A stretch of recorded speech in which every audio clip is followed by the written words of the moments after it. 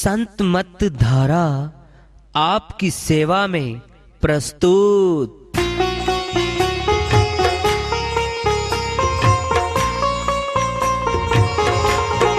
जो चाहता है प्रभु प्यारा वो आओ संत मत धारा।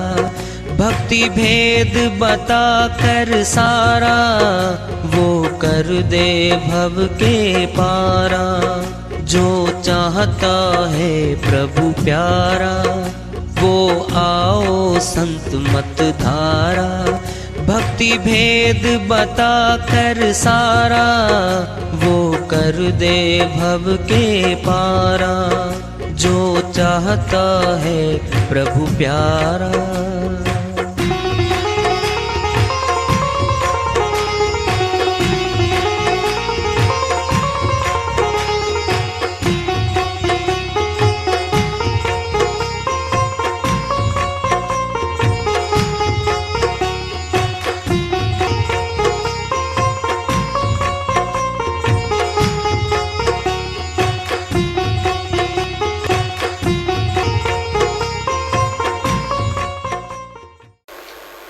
परम पूज्य सर्व संतों की जय हो। सतनाम साहेब।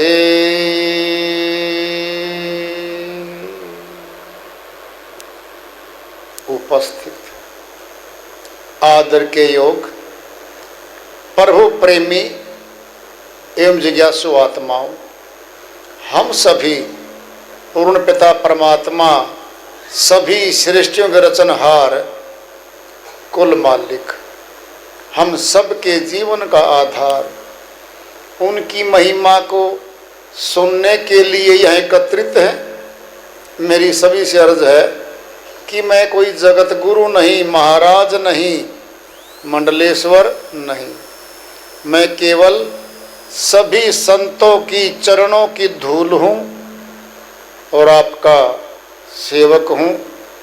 मैं अपनी सीधी साधी टूटी फूटी भाषा में भक्ति भेद के गूढ़ रहस्यों को उजागर करने वाले विचार आपके समक्ष रख रहा हूँ।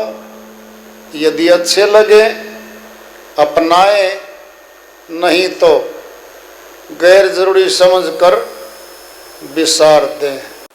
हाँ, सत्संग ही एकमात्र प्रभु प्राप्ति का विद्यालय है, विश्वविद्यालय है ये। और हम सभी सत्संग में आए हुए हैं। हम जिज्ञासु तभी तो आए हैं। हम पिछले सत्संगों से वार्ता करते चले आ रहे हैं कि चेतावनी से प्रभु प्राप्ति की ओर इस अध्याय को, इस वार्ता को आज फिर आगे बढ़ा रहे हैं। नित्यानंद इस जगत में रही चलाचल होए, अपने नैनो देख ले सदा न जीवे कोय। स्वामी नित्यानंद जी महाराज अमरलोक के संत हुए हैं। वह अपनी श्रीवाणी में इस जगत का फैसला बता रहे हैं। नित्यानंद इस जगत में रही चलाचल होए। क्या चलाचल? मौत को प्राप्त हो रहे हैं मनुष्य, आ रहे हैं, कुछ जा रहे हैं। यही आवागमन है।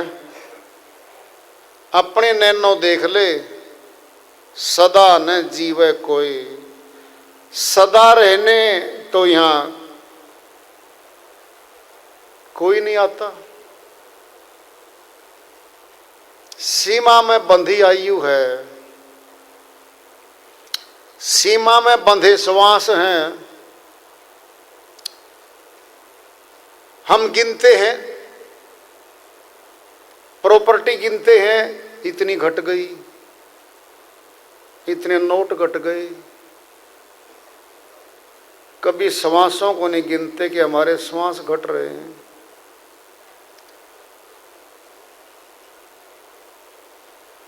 प्रॉपर्टी तो, संपत्ति तो कोई भी कमा देगा, पुत्र भी कमा सकता है, भाई कमा सकता है, कोई भी परिवार का जन कमा सकता है। भक्ति धन खुद आत्मा ने खुद के लिए कमानी है। यह ऐसा धन है जो केवल खुद ने ही कमाना पड़ेगा। इसका तो आदान प्रदान भी नहीं है, कमाई करके कोई दूसरे को दे दे, ऐसा भी नहीं है। तो हम संपत्ति देखते घट रही है, नोट घट गए, प्रॉपर्टी घट गई, कभी विचार नहीं करते श्वास घट रहे।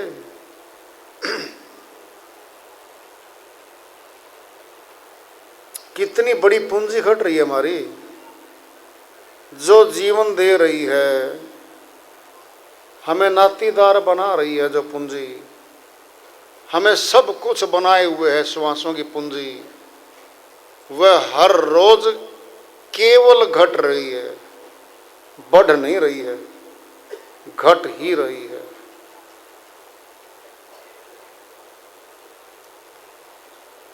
काल पुरुष ने जब राज्य लिया तीनों लोगों का, ये शर्त साहिब से वचन में लगवाई थी कि एक सुरत एक आत्मा दूसरे के कर्मों को नहीं काट पाए। कर्जा आत्मा पे रहेगा कर्मों का, उसी आत्मा ने अपने कर्मों का कर्जा उतारना पड़ेगा। इसका लेन देन कोई आत्मा नहीं कर सकेगी। दूसरा, पुण्य कर्मों के बदले में पाप कर्म नहीं कटेंगे। पाप कर्मों का फल अलग से भोगना पड़ेगा, पुण्य कर्मों का सुख भोग अलग से भोगना पड़ेगा। आज़ादी तो कहीं से भी नहीं है। सोने की चैन से बांध दिया जाए और लोहे की चैन से बांध दिया जाए, दोनों बंधन ही तो हैं। पाप पुण्य दो बेड़ी, एक लोहा एक कंचन केरी। कबीर साहिब अपनी श्रीवाणी में सच्ची बात बोल रहे हैं। संदूखड़ी भाषा होती है संतों की, संदूखड़ी लोकल भाषा। और संतों की भाषाओं में बहुत भाषाओं का सम्मिश्रण होता है, बहुत भांति भांति की भाषा के जानकार आते हैं। वो सम्मिश्रण भाषाओं का होने के कारण कुछ न कुछ समझ जाते हैं। पाप पुण्य ये दो बेड़ी, पाप कर्म पुण्य कर्म दोनों बंधन हैं। बेड़ी लगाई जाती है अपराधी को, महाअपराधी को, 10 नंबरी को पैरों में लोहे की होती है, हथकड़ी हाथों में लगाई जाती है। दोनों बंधन हैं, एक लोहा एक कंचन केरी। साहिब कहते एक तो लोहे का बंधन है, लोहे की चैन है, उससे बांध लिया, एक सोने की चैन से बांध लिया। अर्थात एक को कह दिया इस किले के अंदर रहो, हलवे पूरी खा, कुछ भी कर, यहाँ से बाहर नहीं जा सकेगा, यहीं रोक दिया गया। एक को क्या कहा, रुखी सुखी खा, झोंपड़ी में रहो, सारा दिन मेहनत से कमा, यहाँ रहो। अब बंधन तो जो कमा रहा है, मेहनत से पसीने से कमा रहा है, रुखी सुखी खा रहा है, वह बंधन में है। और जो महल के अंदर है, जो मर्जी से कुछ भी खा पी रहा है, बंधन में तो वो भी है। ये पुण्य कर्मों का बंधन है, जो सुख भोग तो दे रहा है थोड़ा थोड़ा, लेकिन आजादी नहीं दे रहा। वो आजाद नहीं है। वो आजादी चाहती है आत्मा तो। आजादी मिलेगी कैसे? कर्मों का बंधन कितना है, बहुत लंबा चौड़ा बंधन है इस पर। कर्मों की गति गहन है। कौन काहू सुख दुख का दाता, निज कृत कर्म भोग सब भराता।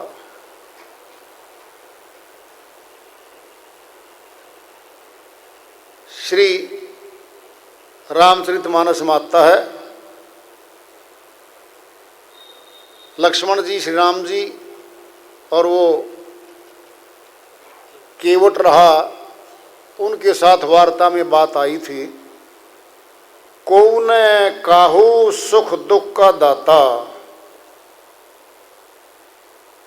निज कृत कर्म भोग सब भराता।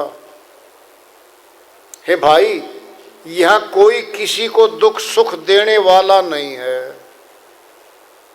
सुख दुख का दाता, सुख और दुख यहां कोई किसी को देने वाला नहीं है। निज कृत कर्म, खुद का किया गया कर्म ही दुख और सुख का भोग बना हुआ है। निज कृत कर्म भोग सब भराता, सभी अपने किए गए कर्मों का फल भोग रहे हैं। जो दुख और सुख के रूप में आ रहा है, मनुष्य तन कर्म योनि है। मनुष्य तन को छोड़ के सब तमाम भोग योनियां हैं। स्वर्ग आदि, देवलोक आदि, 184 सभी भोग योनियां कहलाती हैं, आवागमन का हिस्सा हैं। कर्म योनि केवल मनुष्य तन है।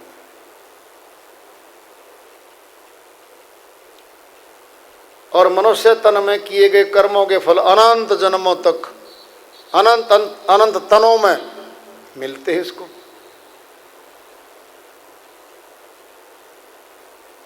जब सुरत आत्मा मनुष्य तन में आती है तो काल पुरुष माया के साथ मिलके बहुत बड़ा जाल फैला देता है, व्यूह रचना रच देता आत्मा के साथ। 5 तो सेनापति हैं, काम, क्रोध, लोभ, मोह, अहंकार। 25 प्रकृति हैं। 5 तत्वों की 5 प्रकृतियां हैं। रजगुण, सतगुण, तमगुण, तीनों देवों की शक्तियां। 33 कोटि तो मनुष्य घट में बैठे हैं। 33 के 33 आत्मा के विरुद्ध काम करने वाले। इतना भारी बंधन। 10 इंद्रियां मनुष्य के तन के लगी हुई हैं। 9 द्वारों में खुलते हैं सबके गेट। 9 द्वारों में जितना भी कर्म किया जाता है सभी बंधन का कारण है, बंधन कारक है ये।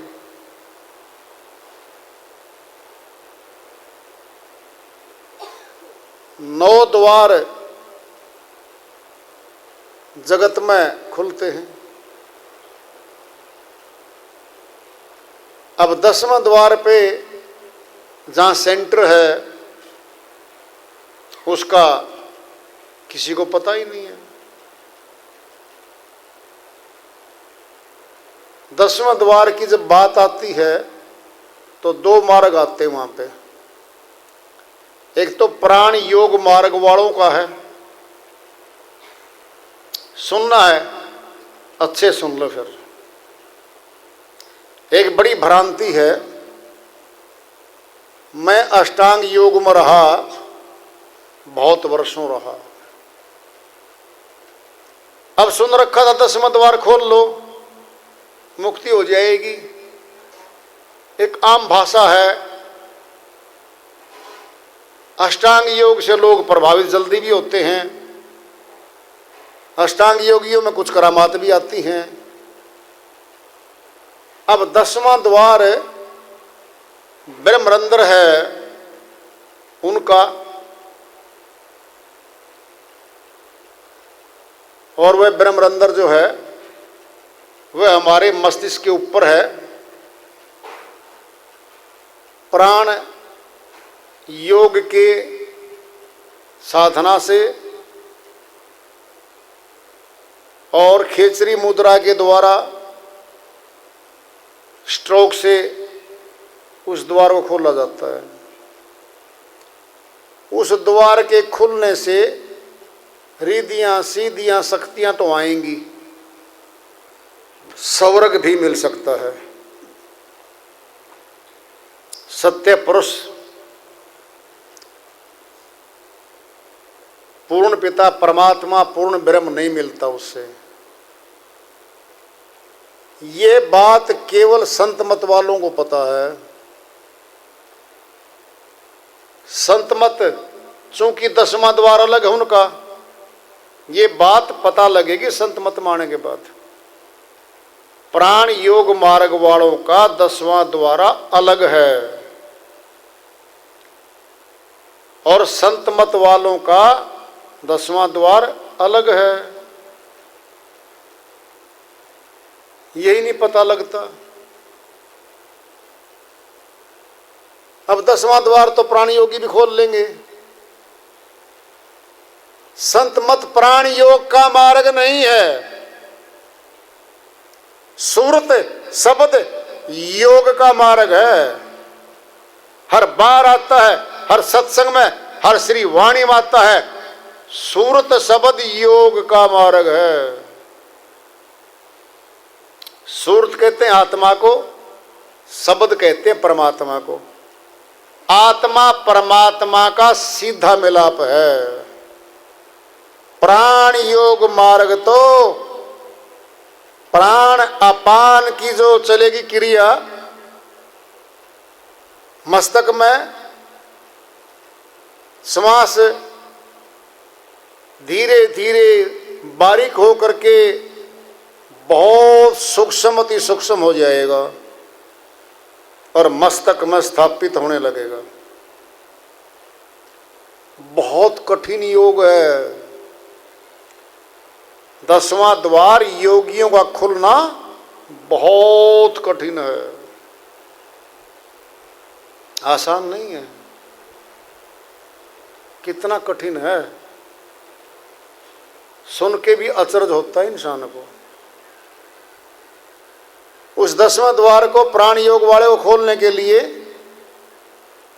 जब शुरुआत होगी, प्रथम तो जवान चाहिए, युवा 40 वर्ष से नीचे का चाहिए। दूसरा, उसके पेट नहीं होगा, तौंद नहीं होगी उस आदमी का। 2 समय से 1 समय पे आएगा भोजन करते करते, फिर फलाहार पे आएगा, फिर 1 समय फलाहार करेगा, पेट चिपक जाएगा, छाती की सारी हड्डियां दिखेंगी, प्राण दिखेगा चलता हुआ। क्यों है ये? पेट बीच में बाधा है प्राण योग मार्ग वालों के। फिर पेटू थोड़ी जाएगा वहां पे। कोर्स है, सीधी सी बात है। नॉन मेडिकल है, मेडिकल है, बच्चों का टफ कोर्स, इंजीनियरिंग विभाग है। तो जब कहते ना टीचर इतने घंटे तो पढ़ना ही पड़ेगा, तब मेरिट में आएगा बेटा। वो भी वैसा ही है। इतने घंटे 12 घंटे तो प्राण योग मार्ग लगातार हर रोज करना पड़ेगा उसको। भूख और प्यास पे काबू हो जाएगा उसका, और प्राण को चलते फिरते भी कंट्रोल में करके चलेगा वो। साधना पक्की बनेगी बैठने से, फिर चलते फिरते भी प्राण के सिस्टम में अभ्यस्त हो जाएगा वो, और सारी मुद्राएं आ जाएंगी उसको। 5 मुद्रा हैं, चाचरी, भूचरी, खेचरी, उन्मुनी, अगोचरी। 5 शब्दों पे जानकारी आ जाएगी, और प्राण को धीरे धीरे सूक्ष्म अति सूक्ष्म करके मस्तक में स्थापित करके खेचरी मुद्रा लगा के और शून्य में जाएगा। इतना कठिन योग गृहस्थ आश्रम वाला कभी नहीं कर सकता। गृहस्थ आश्रम वाला वो कर सकता है जो ज्यादा समय साधना में जगत का काम कम करेगा, जवान रहेगा, भोजन पे कंट्रोल रखेगा, वो कुछ हद तक जा सकता है। फिर भी ब्रह्मरंध्र खोलेगा। इस ब्रह्मरंध्र खुलने से रिधिया सीधिया करामातें आने लगेंगी। सत्य पुरुष परमात्मा का दर्शन इस रास्ते से कदापि नहीं होता। ये भी 10वां द्वार है। एक 10वें द्वार की भाषा चलनी है तो चला दो अखबारों में, टीवी में, कोई बोलता रहे 10वां द्वार उसने खोल रखा है जी। यूं तो नहीं पता 10वां द्वार भी 2 है, कौन सा खोल रखा है।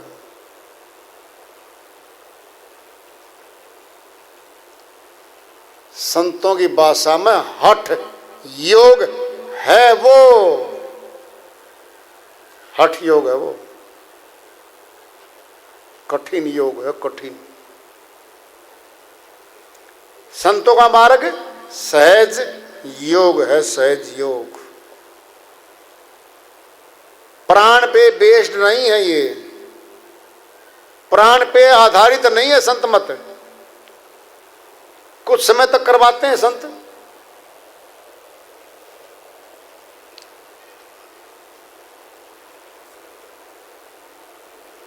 शरीर को साधने के लिए, साधक को शिक्षा देने के लिए, सत्संग सुनाते सुनाते उनको अनुशासित करने के लिए, जागरूक करने के लिए, क्यूरोसिटी बढ़ाने के लिए, सेवा माध्यम है आगे बढ़ने का, उसको सिखाने के लिए आता है। बीच में प्राण योग भी आता है। बाद में गुरु प्राण योग को छुड़वा देते हैं। कैसे? जल मुर्गाई है, जब तक जल में है भोजन कर रही है, जल में घूम रही है, जब उड़ने का मौका आएगा तो फुर्र करके उड़ जाएगी। उड़ना आता था, पंख गीले नहीं होते थे, ये था, उड़ गई वो। संत मत में जब सूरत को उड़ने का मौका आएगा तो विहंगम योग आएगा, पक्षी वाला मार्ग आएगा। और विहंगम योग सर्वोत्तम अवस्था है संत मत की। ये 10वां द्वार जो संतों का है, ये आसानी से खुलता है। गृहस्थ आश्रम वाले आराम से कर सकते हैं इसको, लेकिन इसका दुश्मन है सबसे बड़ा काल पुरुष, त्रिलोकीनाथ। शर्त है उसकी, हे आत्माओं, हे सुरतियों, मैं तुम्हें निकलने नहीं दूंगा यहां से। रोकता तो अष्टांग वालों को भी है, क्यों? अष्टांग योग्य कोर्स पूरा है। थोड़ी दिशा मिल जाए ना कहीं से भी, जल्दी निकल सकता है वो, अभ्यस्त है वो। इनका तो कोर्स करवा जाएगा, अभ्यासी बना जाएगा, निचले सारे कोर्स होंगे तब ऊपरला मिलेगा। अष्टांग योगी के तो सारे कोर्स पूरे हैं, रास्ता मिला नहीं, कोई दौड़ लगा रहा है, एक घेरे में दौड़ लगा रहा है, रेस मारता हर रोज, 500 मीटर की हर रोज मारता है। घेरे से बाहर निकाल के सड़क पे भेज दो, उसी स्पीड में उसी तरीके से रेस मारेगा वो, तो अभ्यास हो चुका उसका। तो संत मत का जो मार्ग कठिन कहां बनेगा? यहां बनेगा त्रिलोकीनाथ मन, जो स्वयं काल ब्रह्म का अंश भीतर बैठा हमारे, वो रोकेगा आत्मा को। कैसे कैसे रोकेगा? उसकी चाल कैसी है? सूक्ष्म चाल है। पहले तो सतुल में रुकवाएगा। कोई भगत है, कोई संत मत का जिज्ञासु सत्संगी भाई जाता है तो उसके परिवार वालों से रुकवाएगा। क्यों? उन सब के अंदर मन रूपी काल बैठा है। उनके अंदर से बोलेगा आप इस सत्संग मत जाओ। फिर भी जा रहा है, फिर भय पैदा करेगा कि तेरे सत्संग में जाने से हमारे घर में नुकसान होने लग गया, हमने सनातन को छोड़ दिया, तूने तो। अरे तुम तो कर रहे हो, तुम्हारा भोजन मैंने थोड़ी किया है, तुम्हारा भोजन तुम कर रहे हो, तुम जिंदा हो, मैं अपना भोजन करता हूं। अर्थात जैसी भक्ति मुझे करनी आती मैं कर रहा हूं, तुम अपनी कर रहे हो, मैंने तुम्हारा क्या बिगाड़ दिया?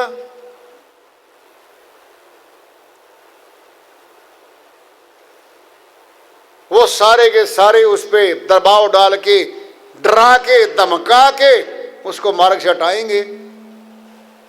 कुछ सुरतियां हट गई, काल जीत गया, वो हटा दी। कुछ सुरतियां दृढ़ निश्चय वाली हैं, हम तो जाएंगे।